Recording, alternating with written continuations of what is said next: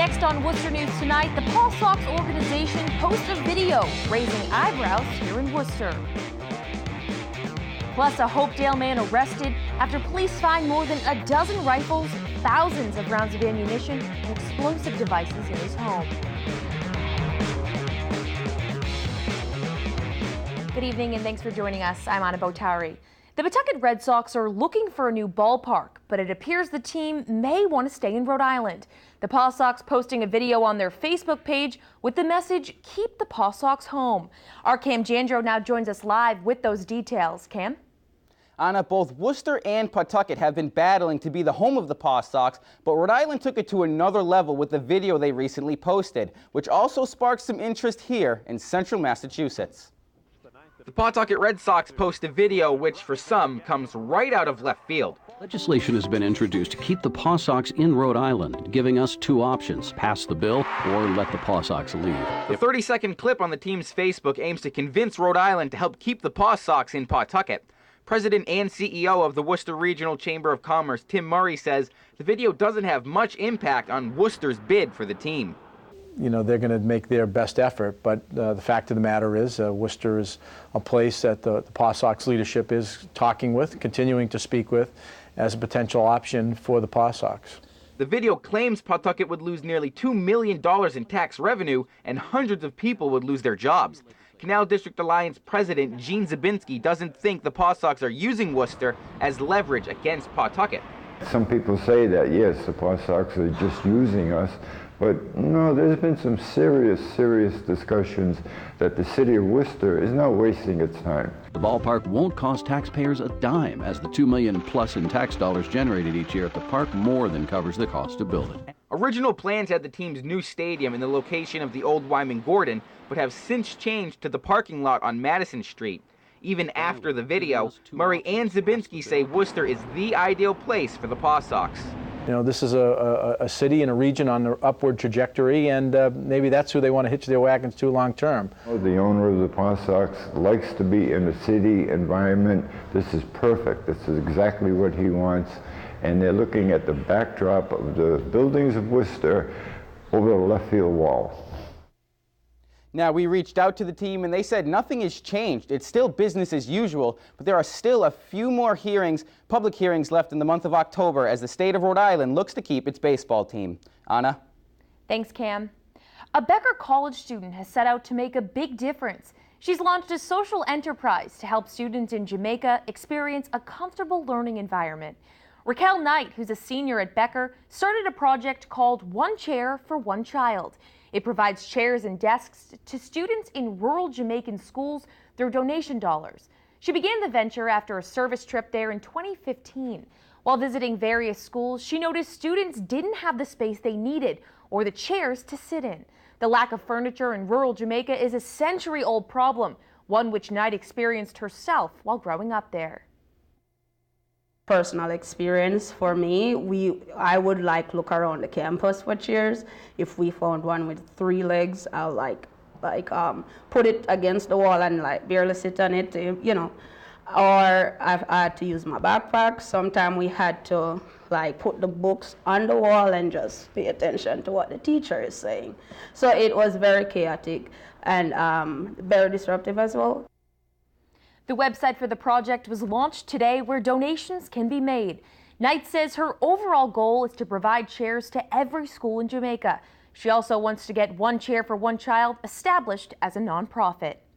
A 51-year-old man arrested after police find 18 rifles, thousands of rounds of ammunition, and explosive devices at his Hopedale home. Alicia Palumbo has the story. A cache of weapons, ammunition, and explosive devices discovered throughout this Hopedale home after neighbors reported gunshots coming from inside the Highland Street house Saturday afternoon. It's crazy that, he had a whole arsenal. Police seized 18 rifles and revolvers, thousands of live rounds of ammunition, and several explosive devices that turned out to be inert. They arrested 51-year-old Edward Fitzgerald III after they allegedly found him asleep in his bed, snoring loudly with a revolver in his hand and several guns scattered around the house. All of that is weird. I can't wrap my head around that. So, how do you, hey, I'm going to shoot this and then take a nap? Investigators also seized 31 marijuana plants, 18 ounces of marijuana, and a scale. And they say Fitzgerald admitted to not having a medical marijuana card nor a valid firearms license, saying simply that he, quote, likes guns. No comment. Fitzgerald's wife and mother supported him in court but had little to say outside court. You feel safe with him in your home? Absolutely. Fitzgerald's neighbors say despite the discovery, they're not overly concerned. They look like antique weapons. And again, that's a huge collector item in the collector market. I was in the National Guard and there's no weapons that jumped out as, hey, that's an AK-47. Firefighters in Auburn respond to a basement explosion on Packagug Street tonight. Auburn Fire Department says an oil burner exploded, causing a piece of metal to puncture the oil tank, destroy the chimney, as well as other appliances in the basement. More than 200 gallons of oil spilled into the basement. Luckily, there were no injuries, but the residents are not able to stay in the home until the cleanup is complete. 4 women are arrested Wednesday after Worcester police say they beat another woman and forced her into a dog cage.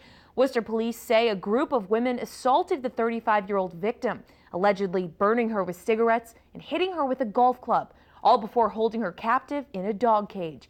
Police say the victim was found in an apartment on Mount Pleasant Street and brought to the hospital. She told police she was invited to the apartment, but then was held against her will. All 4 women were held without bail pending a dangerousness hearing. A Worcester high school is at the forefront of the new renewable energy movement. A wind turbine is already providing energy for Holy Name Central Catholic. Now there's a new technology to help store the power it generates. Our Rosalind Flaherty explains. The future of renewable energy may be inside these containers. This is the way we're going to have clean, affordable, resilient energy. Thursday, a premier energy storage project is unveiled at Holy Name Junior and Senior High School in Worcester. National Grid says the battery will capture and store energy from the school's wind turbine. We'll charge and discharge at various intervals in order to provide power. The wind turbine was installed in 2008.